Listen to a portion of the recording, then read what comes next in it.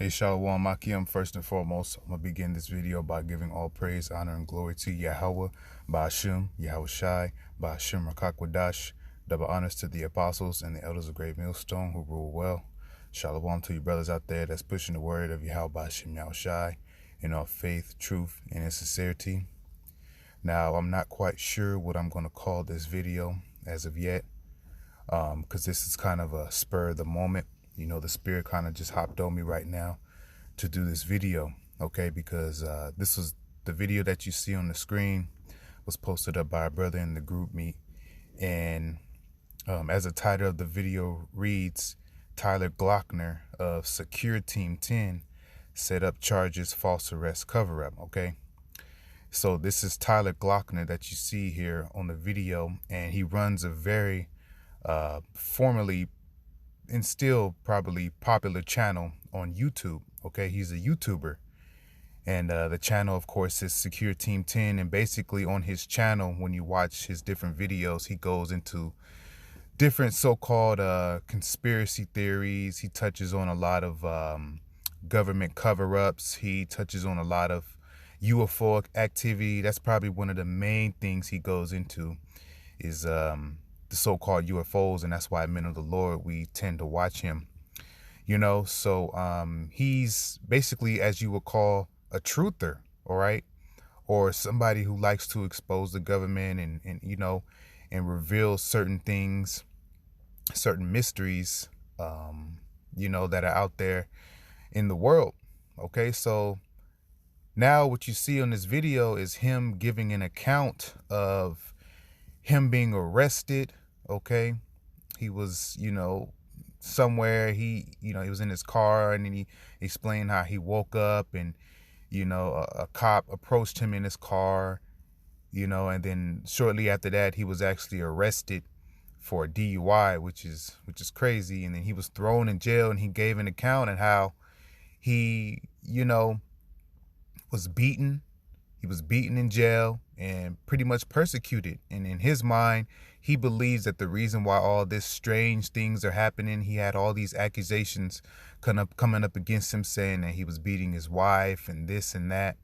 He's got all these strange accusations against him, you know, and in his mind, he doesn't fully know why, but he has an idea as to why, you know, and he explains this, you know, because of his job and what he does on YouTube, you know, being a truther. So this just lets you know, if a guy or a man like this, who is not really exposing the full truth about Esau Edom, okay, as the men of the Lord are, all right, through the spirit and power of Yahawah BAHA YAHAWASHI, and he's being persecuted, how much more for the men of the Lord? Okay, this man was thrown in jail. He was thrown in there on false accusations. He was in the jail for about a week, he said. And the whole time there, he's saying he was tortured and you know, beaten for apparently no reason. Okay, so of course, you know, through the spirit, I profiled this video to, you know, give exhortation and admonishment also to Akim. If this something like this is happening to this guy, how much more for us? You know, we already know we're in that time. Esau Edom is constantly coming out with these different events that so-called are surrounded by anti-Semitism, okay, and making the Hebrew Israelites the target, right? So we know that our persecution is eventually going to come, okay? And just like this man, he was thrown in prison. We're going to be thrown in prison. We're going to be thrown in jail, okay? Just as the apostles of YAHAWASHI were, the disciples and the apostles, man. Okay, this is our lot. The scriptures say, through much tribulation shall we enter into the kingdom. All right, you know. So let me get a scripture. All right, just going into this. Just is a real quick video, man. This is Revelation chapter 2, verse 10. It says, "Fear none of those things which thou shalt suffer." Okay, why? Because ultimately, despite anything that comes our way in the near future, we know that Yahawah BAHA YAHAWASHI, BAHA Rakakwadash has our back.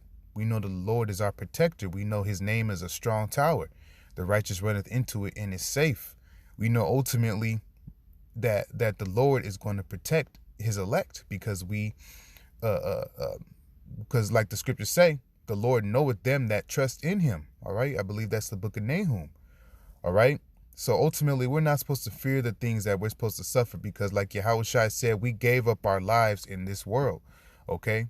And when you give up your life in this world for Yahawashi, you're making yourself a prey. Like the scriptures say, he that departeth from evil maketh himself a prey. And we are most certainly a prey to Esau Edom right now, man.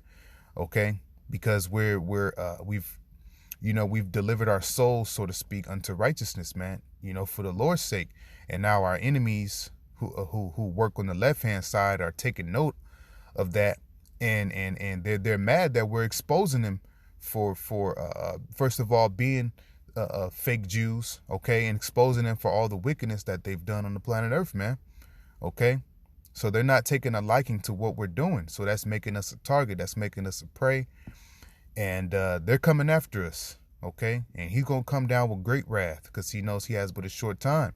This word is getting to this man, all right? This word that we're speaking, this truth is definitely slicing and dicing this man in the spirit, So he's eventually going to hem up some of the men of the Lord, okay? And he's going to cast some of us into prison. So I'm going to keep reading. It says, behold, the devil. Who's the devil? The so-called white man, Esau Edom, man. He's the deceiver. Behold, the devil shall cast some of you into prison. So some of us are going to be cast into prison. And we know these prisons are, whether it's a regular prison or some of these concentration camps out here, man. Okay? The devil shall cast some of you into prison, that ye may be tried. See, this is all of a trial of our faith. Okay? Let me get the word tried. The Greek word is pirazzo, which means to try whether a thing can be done, to attempt, endeavor, to trial, make trial of, test, for this purpose of ascertaining his quality, or what he thinks, or how he will behave himself. See, it's how he will behave ourselves, man. It's about being cool, calm, and collected when we get put in that certain situation, man, knowing that the Lord is only trying our faith, man. Okay. We got to make sure that we stay solid in the mind. Like the scriptures say, wisdom and knowledge shall be the stability of our times. Knowing why we're in that situation, knowing why we're in that prison or that concentration camp, man. Okay? Because it's a test. The Lord wants to see if you're going to trust him, until he delivers you. Okay? And that situation might be scary. It may be nerve-wracking. It is going to be scary. It is going to be nerve-wracking, but we got to keep that stable mind, knowing that the Lord is with us and that we've stored up our treasures in heaven, and the Lord is not unrighteous to forget our works and labors of love, that we show toward his name. So he's going to have us, have our backs in that time. Okay. And we know that the chip also is going to be administered when we get thrown in those prisons, man. But like the scriptures say, all right. Like the scriptures say, the Lord is going to deliver us out of the hour of temptation, all right, as long as we keep the word of his patience. It says, I'll skip down a little bit to see. It says to try or test one's faith, virtue, character, by enticement to sin, to solicit to sin, to tempt, okay? It says, after the Old Testament usage of the Most High, to inflict evils upon one in order to prove his character and the steadfastness of his faith, man. That says a lot, okay? So the evil that's going to be inflicted upon us is the hate from the world, and ultimately us being tossed into prisons and concentration camps, man. But like it says here, it's to prove your character. It's to prove whether you've been bullshitting or not, okay? To prove whether you actually believed in the Lord, okay? To see if you were steadfast in the faith and understood why you were really in this thing, okay? It says, behold, the devil shall cast some of you into prison that ye may be tried, and ye shall have tribulation 10 days. Now the word or the number 10 represents perfection. So ye shall have tribulation 10 days. It says, be thou faithful unto death, and I will give thee a crown of life. Okay, so we got to be faithful unto death, okay? Whether we get delivered out of that situation or whether we get put to death while we're in that situation, the Lord either way is going to give us a crown of life if we endure through that situation. So I just want to give one more account just to show you that this happened to the apostles, okay? And this account is in the book of Acts, okay? And spiritually, we're in the book of Acts right now. We're living out the book of Acts all over again. There's no new thing under the sun, because like the scriptures say, the spirit of the prophets is subject unto the prophets. The prophets and the disciples of the Lord are back in this time again, and things written aforetime are written for our learning. So we look to these accounts to solidify our minds and, give us an example of what we're going to have to go through in the near future. So this is Acts. I'm not going to read the whole chapter, just to verse 11. Acts chapter 12, verse starting at 1, it says, now about that time, Herod the king stretched forth his hands to vex certain of the church, and we are of the church. And Herod in this time represents the different government officials of Babylon the Great, of Rome, in this time of America. Okay, it says, verse 2, and he killed James, the brother of John, with the sword. And because he saw it pleased the Jews, he proceeded further to take Peter also. Then were the days of unleavened bread. So this is around the time of the Passover. And like it said, it pleased certain of the Jews, because you're going to have 2/3 of our people who are going to come up against us as well. Okay, the men of the Lord are going to be persecuted, and you're going to have coons and niggas and spicks, basically backing up the government, man. When Esau Edom finally decides to roll in the Hebrew Israelites, man. Okay, they're going to be all for it, just like they persecuted YAHAWASHI and delivered him up to the Romans. All right, 2/3 of our people are just pure fucking evil, man, and they hate truth, and they hate rebuke and correction. Okay, so this is verse 4. It says, and when he had apprehended him, he put him in prison and delivered him to 4 quaternions of soldiers to keep him, intending after Easter to bring him forth to the people. Peter therefore was kept in prison, but prayer was made without ceasing of the church unto the Most High for him. You see, it says, and when Herod would have brought him forth, the same night Peter was sleeping between 2 soldiers, bound with 2 chains, and the keepers before the door kept the prison. And behold, the angel of the Lord came upon him, and a light shined in the prison. And he smote Peter on the side and raised him up, saying, arise up quickly. And his chains fell off from his hands, man. So an angel of the Lord visited Peter, man. The Lord sent down his angel, visited Peter, and to break him out of prison. So this is what we have to look forward to, man.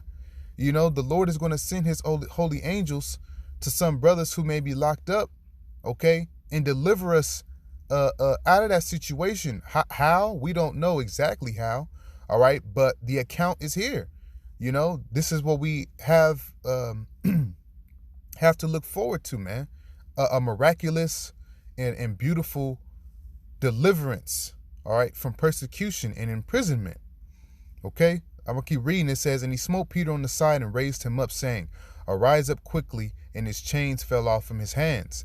And the angel said unto him, gird thyself and bind on thy sandals. And so he did. And he said unto him, cast thy garment about thee and follow me.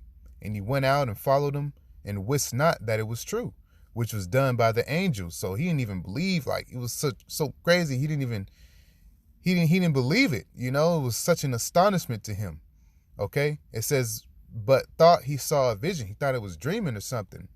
Okay, but nah, it was very much reality, and it's going to be very much reality for the men of the Lord in this time too, man.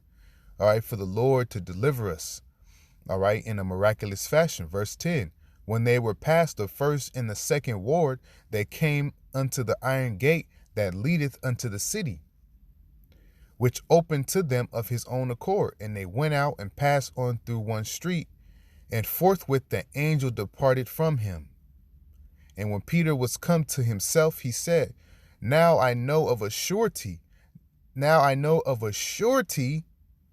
the Lord, YAHAWASHI, hath sent his angel and delivered me out of the hand of Herod and from all the expectation of the people of the Jews.